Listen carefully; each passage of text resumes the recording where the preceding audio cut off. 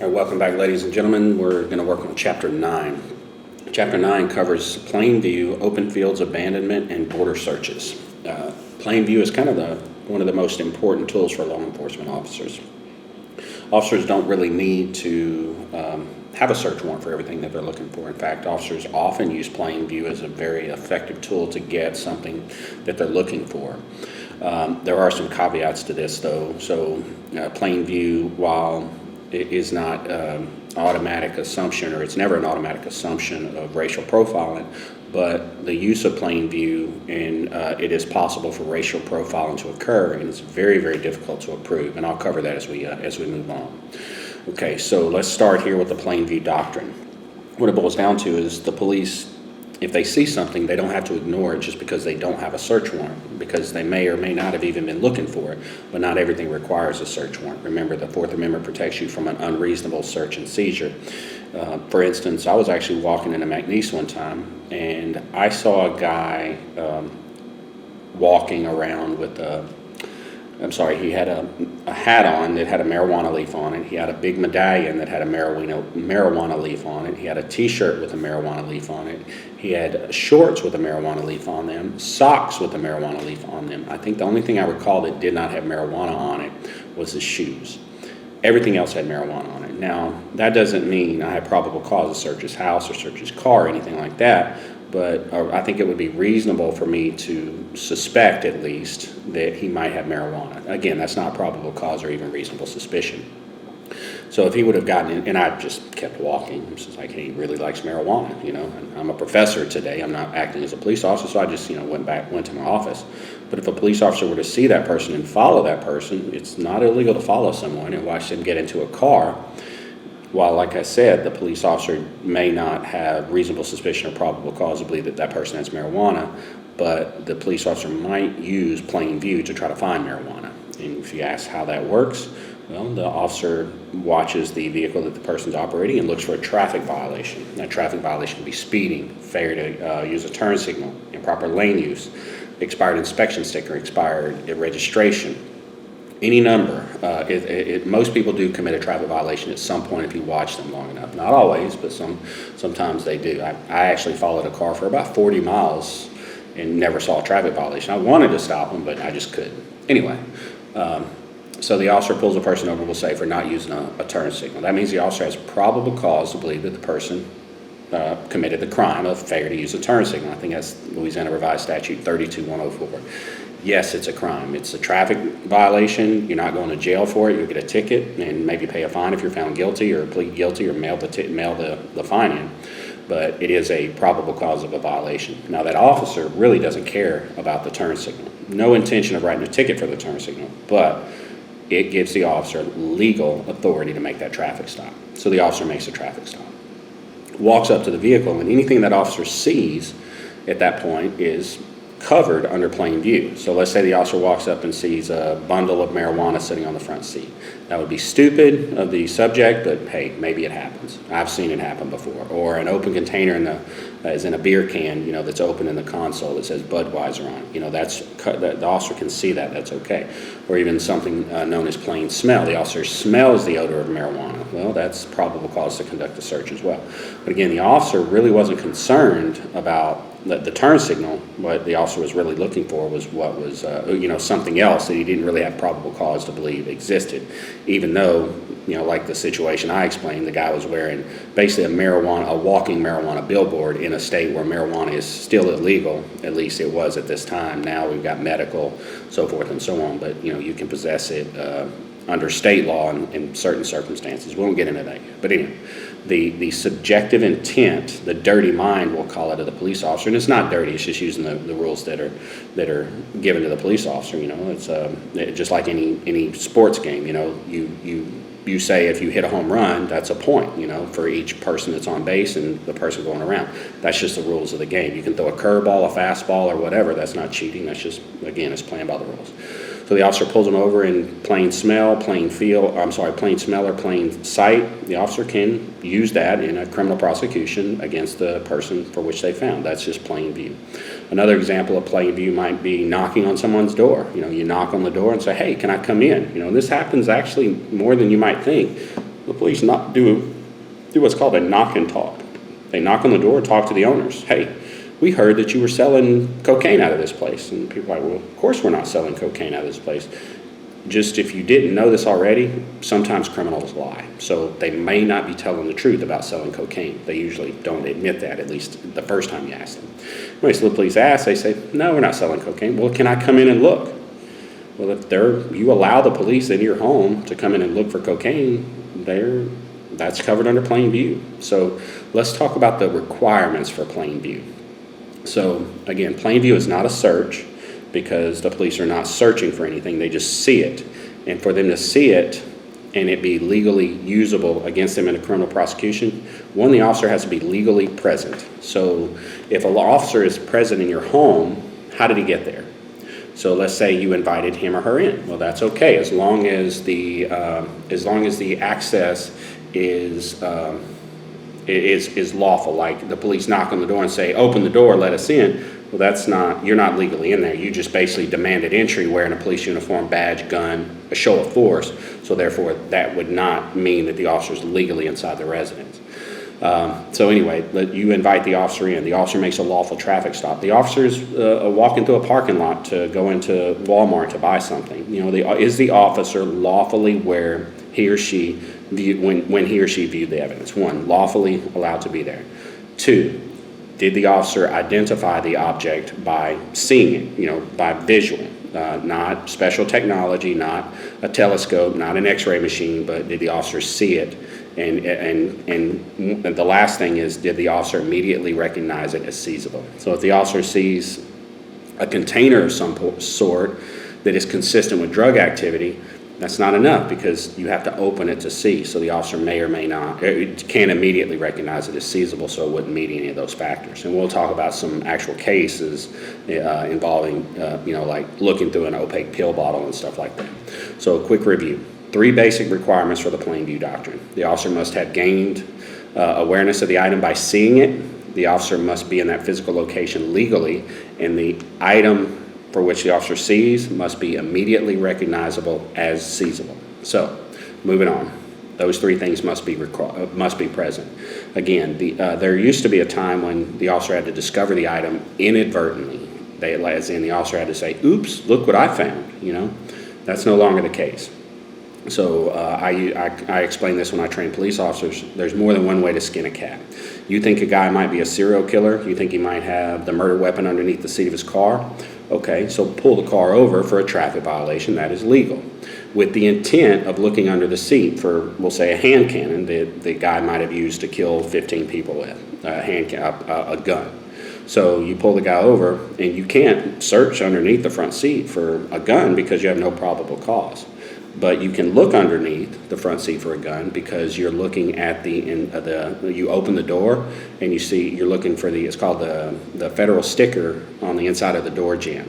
It has the VIN number on it, along with on the windshield, along with it on the registration, the insurance, and you're looking to make sure that all that matches up. That's legal on every traffic stop.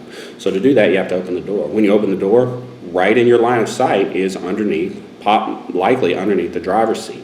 So if you see a 357 Magnum sitting there, which is not necessarily illegal by itself, but as soon as it's noticed, the officer can, one, if the person's a convicted felon, arrest the person for having it, which they shouldn't have, or simply take possession of it during the traffic stop, because an officer doesn't have to sit there and deal with someone who's armed. Some will say people who support the Second Amendment, including myself, may not like that the police are allowed to disarm them on a lawful traffic stop, but that's the laws that we live under today, so the officer can do that. Anyway, so the officer who wants to look for a gun under the seat can actually do that just simply by making a traffic stop and looking under the seat while opening the door to look for the federal sticker. That's completely okay. The officer's mind, subjective intent, doesn't matter. Is what the officer did legal? Can the officer legally open the door to look at that inspection, that sticker? Yes. So therefore, since he opened the door and also can see under the seat, that's completely legal. That evidence would be allowed in. Okay.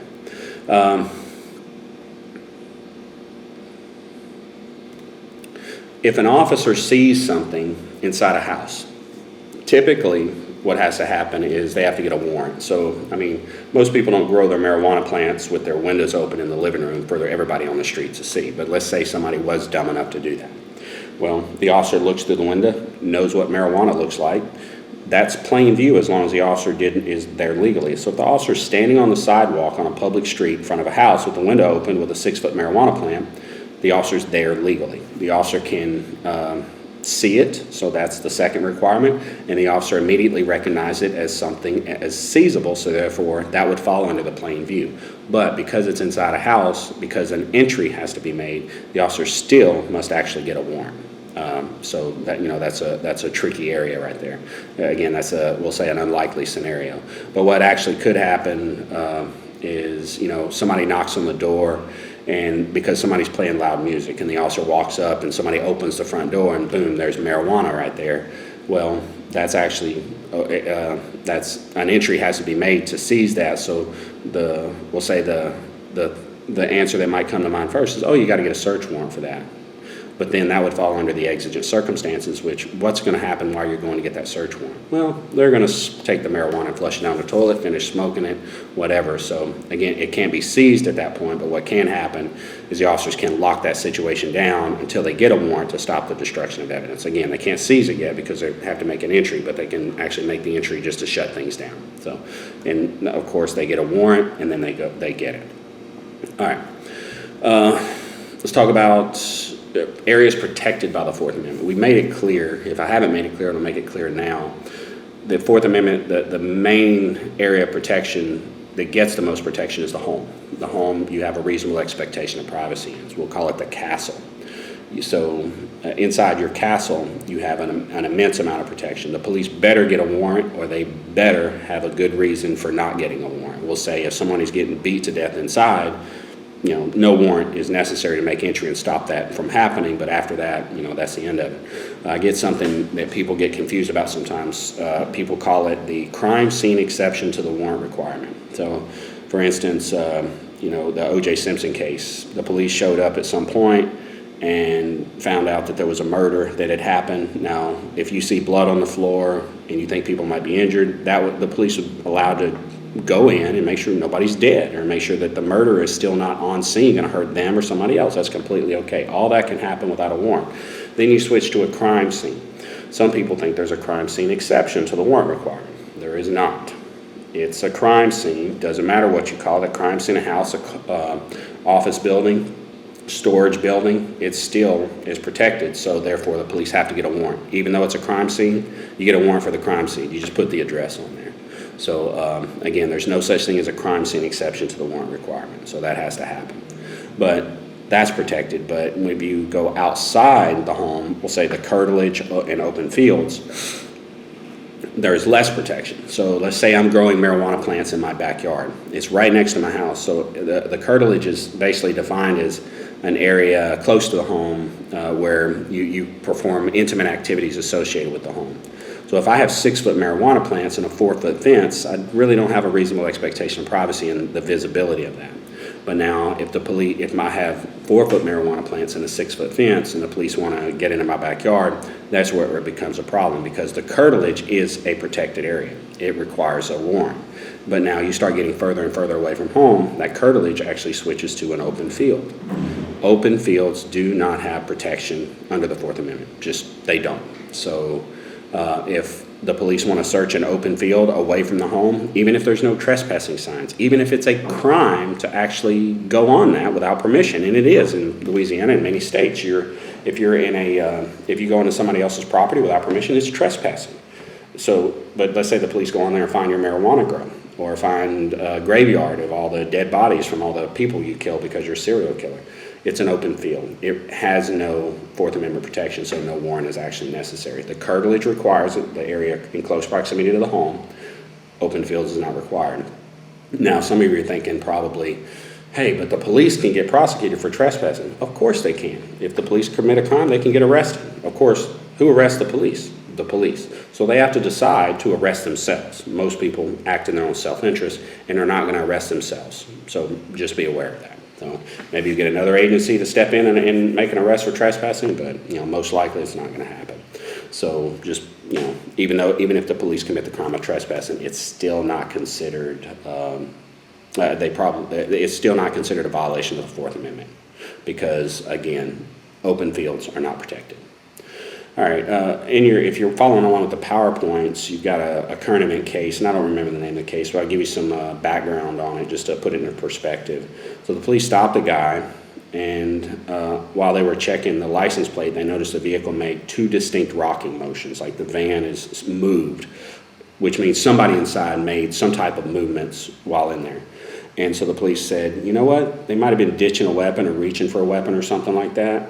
And they used that as their articulable facts of reasonable suspicion that somebody in the vehicle might be armed. So they conducted a pat-down search of the occupants, and they also patted down the car, searched the car for weapons under the, Terry v. Ohio, which allows a pat-down of a car and or a person for weapons because they might be armed. They actually saw a dark blue vial, and one of the officers opened it and found ecstasy pills. Okay, they charged him with illegal possession and so forth. And so this got appealed to determine if that search was constitutional or not. So first thing the court had to decide is distinct rocking motions, movement inside the vehicle enough to justify patting down the occupants and also patting down or searching the vehicle for weapons only. And the court said it was. They said, yeah, that's the people. They could have been ditching a weapon or reaching for a weapon. So it's the police officers had the articulable facts necessary. I think it was weak. But the courts tend to support the police when it comes to your officer safety and making sure that they're safe and that there's whatever weapons are on scene, the officers can take control of those. So hey, it's weak. They supported it, so I'll keep training officers that this is okay. Now they had to decide. Wait a minute. They found a blue vial. So the police position was, well, we saw a blue vial, and a blue vial is consistent with drugs. Okay, well, they simply said, were you legally there? The officers were legally there on a lawful traffic stop. They were searching the inside of the vehicle legally because they had reasonable suspicion to believe that the persons inside were armed. So they were legally searching for weapons. Now, the last requirement was this. Did they immediately recognize it as seizable, a dark blue vial? And the answer is no. They had to open it and then see that it was illegal evidence, ecstasy. So with that said, if they would have thought that there was a gun in the vial, then they can't fit a gun in the vial, then they would have been, allowed to continue to look in there for a weapon. But you can't, that wasn't their justification. They said, oh, blue vial, that's consistent, or I'm sorry, that's where people keep their drugs. But they still had to open it to find out. So the ecstasy was actually excluded. So it was good to look for the weapons on a distinct rocking motion, but it was not okay to open the blue vial. What they could have done is, ran a dog around it. The dog alerts, okay, there's probable cause to believe there's drugs. Asked for consent to open the blue vial to see what was in it. If they said yes, then that was okay as well. But again, that evidence was excluded because the officers did not immediately recognize it as seizable. Let's make sure we cover open fields. I think I've covered open fields effectively. If there's a fence around the home and it's in close proximity to the home, but if it's a 40-acre fence, that's really, most of the inside the fence is going to be considered an open field. It's just the totality of the circumstances. That's what they're going to use to determine whether it's an open field or the curtilage. So, but if you have we'll say a 1-acre yard and a 6-foot privacy fence going around it, all that's going to be considered the curtilage. Okay, curtilage protected, open fields not protected. There's a picture of it on the PowerPoint. It's kind of a white picket fence, curtilage, protected by the Fourth Amendment. Outside that, not protected by the Fourth Amendment. Okay. Aerial observation. So if the cops and I'll do or disclosure, I am an aviation cop, as in I'm a pilot and chief pilot for the Calcasieu Sheriff's Office. I train pilots to fly airplanes, train cops to fly law enforcement aircraft in support of law enforcement missions. Calcasieu Parish Sheriff's Office has a $1 million aircraft with a very sophisticated surveillance system on it. We're allowed to fly around and look for things, for the most part. Such as if we look out the window and see that you got marijuana in your backyard, that's okay, as long as we don't use specialized technology to detect it. Let's say you're growing marijuana in your dorm room, okay, and so the electric bill is $700 because we got a guy on the inside at the electric company that might tell us that. We fly over and see that your house or dorm room is glowing white hot most likely from the from the output of heat from the heat lamps for the marijuana grow operation. Actually, what we're doing there is we're taking specialized technology, the FLIR camera, heat sensing, that is invisible with the naked eye, and pulling that information out. Therefore, we actually need a warrant for that. So that would not be usable information. But if we're flying along and see, I don't know, we're flying around and we see that you carjack a car and steal it, or so forth and so on, we can act on that because it's naked eye aerial observation. That's completely okay. There's some tricky areas because as law enforcement officers, we fly, we do surveillance, we look for fugitives who, I've spent hours and hours just flying in circles in the woods looking for bad guys, and eventually find them. They put off a heat signature. So that's okay. They're going to take them into custody, and we're not really collecting evidence. We're just locating someone. But let's say I'm flying and looking in backyards, and I get a heat signature of a person that we're looking for that's hiding. We can put the law enforcement on the ground, boots on the ground, on top of that person, take them into custody. That's completely okay. But if in the backyard that they're hiding in, I see what's indicative of a marijuana grow operation, but from the heat coming off the house, can't use it. Can't use it at all because we're using specialized technology. Now, is there another way to get around that? Probably so. We'll call the electric company and say, hey, how much power is this place putting out? Let's start going through the trash. How much trash, what are they throwing away evidence of drug activity in the trash? That would be okay as well. There was a case, I think somewhere up north, because it doesn't snow here, but there was like a foot of snow everywhere, and there was this one house that there was no snow on the roof because it was so hot, so much heat was coming off that house. They actually, were able to use that because that's naked eye observation, no specialized technology. So if you're going to have a marijuana grow operation where it snows a lot, the police see that as a clue. Just, you might think I'm trying to teach you to grow marijuana or be a drug dealer, and actually I kind of am, because if you don't think like a criminal, you can't catch criminals. Don't take it actually seriously though. I actually had a student who was in a law enforcement training in Cameron Parish. He was, it turned out within 2 years he got arrested with 40 pounds of hydroponic marijuana in the backseat of his car. So he was a drug dealer that I was teaching how to run drugs. But he didn't listen because he should have, he consented to the search of the car. Don't do that. And anyway, he had 40 pounds of marijuana in the back of his car. He should have paid somebody else to do it. Anyway, moving on.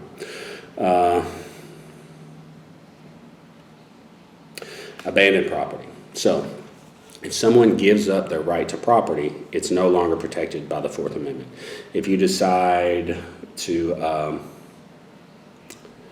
throw something away in your trash, if you put it in your driveway, as in by your house, like you haven't decided to really throw it away yet until you push it to the road, it's protected if it's close to the house. But if you take it out to the curbside, it's no longer protected. You know that the next morning or that night, the trash man is going to come through and pick it up and throw it away.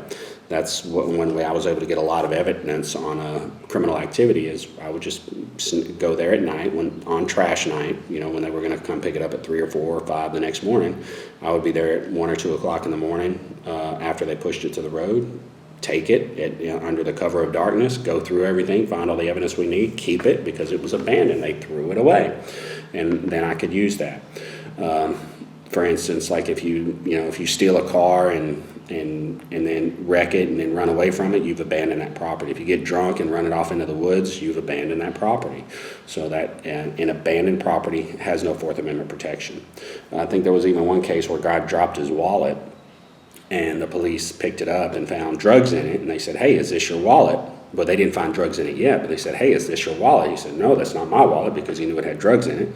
So they said, okay. Well, they opened it up, found drugs. He'd abandoned it. And then but not only did they find drugs, they see his picture, his ID, and everything like that. And they said, well, actually, it is your wallet. So they searched it, but they searched abandoned property, which has no Fourth Amendment protection. So it comes down to where the property is left and intent to abandon the property. So if you park your car in Walmart parking lot and go in and shop for 2 hours, you have no intent to abandon your property. If you park it there in Walmart parking lot for 3 months, for whatever reason, then you've abandoned your property. And so if the police tow it or want to come look at it, that's completely fine. Where a real issue to abandoned property comes in, like I wanted to search a hotel room, and I can get a search warrant for a hotel room if I have probable cause. But if I don't have PC, or I just don't want to go through the trouble, wait till they check out, or wait till they're supposed to check out.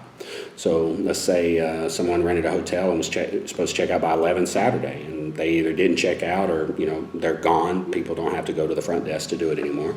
And you show up and say, hey, ask the manager, can I search this hotel room before your service personnel clean the room? It's abandoned property, it's okay at that point. And I've gotten some good information. In fact, done some surveillance on some hotel rooms at casinos, prostitution operations, and I think the smell.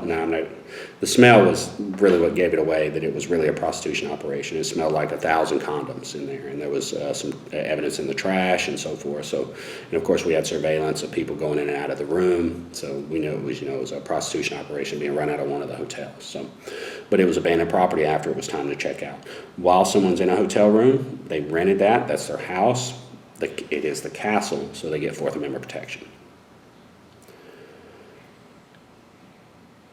Let's see, I've covered abandoned vehicles. And I've covered this in the past. Abandoned property, no Fourth Amendment protection. Open fields, no Fourth Amendment protection.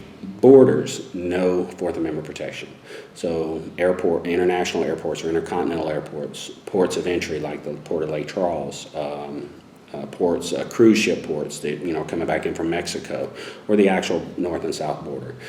There is no Fourth Amendment protection there, so the police can search without any suspicion whatsoever, just randomly. It's completely okay. Don't let that be confused with like a search for, how when you get on an airplane, they're going to search your backpack, they're going to make you take your shoes off, scan them, body scan. That's not the same. So if that is an administrative search and it furthers a legitimate government interest, which is maintaining aircraft safety, preventing terrorism, so the government can do that without any issues. It's not a constitutional rights violation. Whereas if you're coming in at the border, they'll say they scan the truck and then tear it into a million pieces looking for any amount of residual cocaine and then just give you back nuts and bolts. Well, it's mean, they destroyed your truck, but there is no constitutional rights violation. Where if that were to happen on the interior, if the cops pulled you over for a traffic violation or just pulled you over for no reason at all, which is illegal, that would be a violation of the constitutional rights, because once you're inside the country, you have that. But at the border, you don't. And while I'm on this topic, if someone is illegally in the United States, they still have constitutional rights. There is no, wait a minute, this person's illegal, so I can search them or do whatever I want to them. Our law enforcement cannot differentiate or dictate who has and who does not have constitutional rights. Everybody has them. Even people in prison on death row, they have them. They get constitutional protections. Even as the needle is going into their arm to kill them, they still are covered by the United States Constitution. Okay. All right, that wraps up chapter 9, and I'll see you soon in chapter 10.